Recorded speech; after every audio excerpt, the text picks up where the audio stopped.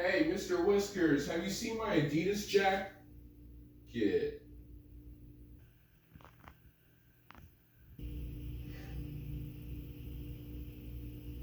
I can't believe you've done this. Howdy, childrens. Mr. Williams back with another video. This time I'm going to be talking specifically to the 8th graders. So 7th graders, enjoy your weekend and peace out. I'll be back with you all next week. 7th graders going? Good. Let's save the best for you guys, 8th graders. So today I'm going to be talking about gravity and the role that gravity plays in the formation of the solar system, the sun, moon, earth, the other planets, and how that affects day-to-day, monthly, yearly cycles that the earth goes through. So I'll be having my assistant, Mr. Whiskers, help with some of my explanations.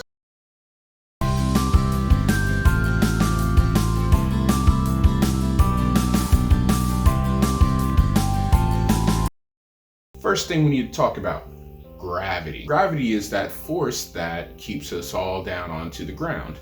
It is an attractive force that matter, anything that's made of stuff has, and it's an attractive force, so it pulls everything together. So back when the solar system first formed, all there was a cloud of dust and gas and tiny rocks and particles.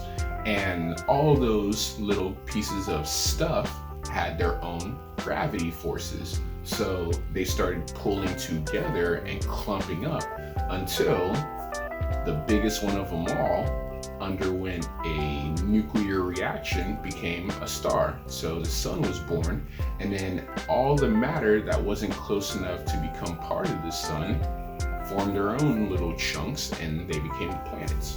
So the Earth has its gravitational force from all the stuff that makes up it, and we are pretty much stuck on the surface of the Earth because of that. At this point in time, there are many different gravitational forces working on you. So the Earth is the biggest one, keeping you on the surface of the planet. The sun is another one that keeps the Earth revolving around the sun. And then every other bit of matter in this universe pulls on you, but way less than the Earth and the sun. We pretend Mr. Whiskers is our sun, and there's a planet that revolves around him. Well, the question is, how this get to end up revolving around Mr. Whiskers? So there is a relationship going on here between larger object and smaller object. The larger object's gravitational force is trying to pull the smaller objects in, all right? But the larger object is also trying to shoot off into space. And the way those two forces interact is that it creates this stable orbit where at any given time, the planet wants to escape its ring, but the gravitational force is kind of like a harness that holds it in place. It's kind of like if you attach a string to this and start swinging around your head, and it's not going to go flying off unless you let go, you release the force. But as long as you have that force on it, that tether on it, it's not going to go shooting off. As long as it keeps up its momentum, then it's not going to go crashing into the sun either.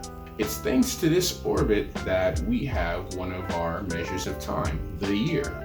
So a year is the amount of time it takes for the Earth to make one full revolution, one full orbit around the sun.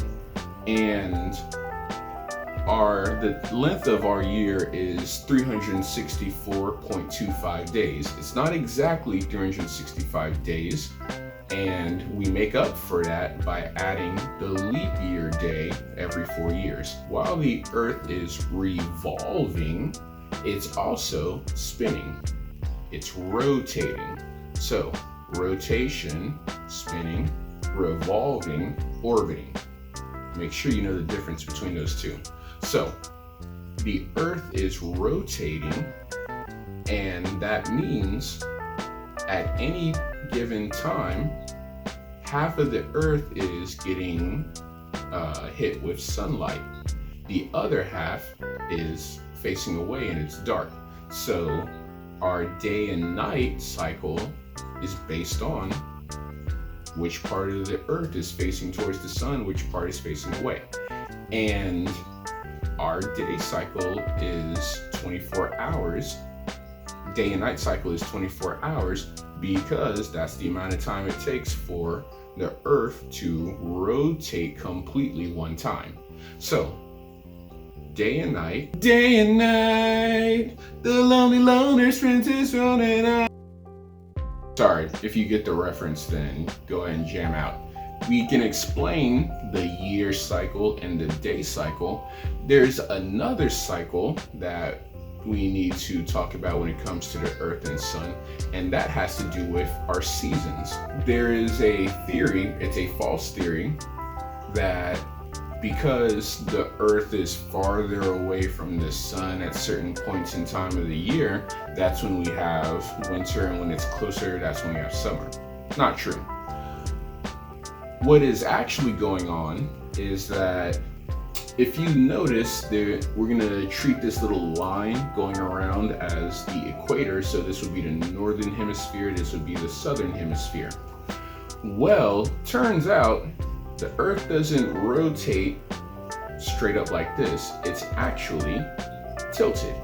So the Earth is tilted 23.5 degrees. And what that means is, as it's revolving around the sun, this southern hemisphere is facing more towards the sun than this northern hemisphere, so it's going to get more sunlight. I think you can guess what season it's going to be down here if it's getting more sunlight, and what season it's up here. And on the other side of the revolution, now the northern part is getting hit with more sunlight, and the southern part is getting hit with less sunlight. You can guess what season it is up north and what season it is down south. Now, that takes care of over here and over here. What about when the Earth is like this and when it's like this? Well, during those two times, both the north and the south are getting hit with equal amounts of sunlight. So that's when you have your spring and fall seasons. All right. So, and it all depends on, are you heading into summer or are you heading into winter? That determines whether you're in spring or fall. Earth revolves around the sun, takes 364.25 days to revolve once around, that's a year, because sun is trying to pull the Earth in with its gravity, the Earth is trying to escape with its momentum, that creates its orbit. Earth is also spinning at an angle, so part of the Earth is getting hit with more sunlight, making summer, the other part is getting hit with less, making winter, and then when it's positioned in just the right way, both hemispheres or both sides will get equal amounts of sunlight, and that is going to create spring and fall. There is one more thing that we need to talk about, and that is when we bring in the moon. Welcome to the solar system.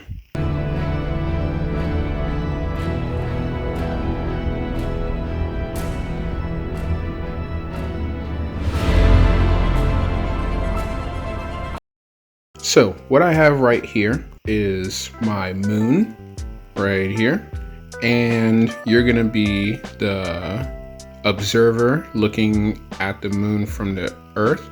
And then behind my moon here is my light from the sun. So for the moon phases, there are 8 moon phases, and it's pretty simple to understand once you see how it works. So the moon phase begins, or the moon cycle begins, when the moon is in between the Earth and the sun. and you can't really see the moon at all because all the sunlight that lights up the moon is hitting the opposite side. So only this dark side is facing us right now, so we cannot really see it at all in the actual night sky. This is what's known as a new moon, and as the moon starts coming around to the side, what you're going to see is a little crescent of light around the edge where the sunlight is hitting. So when the light is hitting the edge like this, it creates what's called a crescent moon. As the moon orbits further and further, you notice the crescent gets larger. When that happens, the moon is called waxing. So the moon is waxing or getting larger right now. Well, the moon itself isn't getting larger, it just looks like it is. So as the moon keeps orbiting, it'll get to the point where half of it is lit up and the other half is in shadow.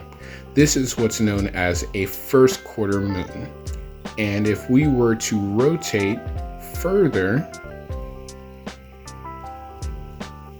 we get what's known as a gibbous moon.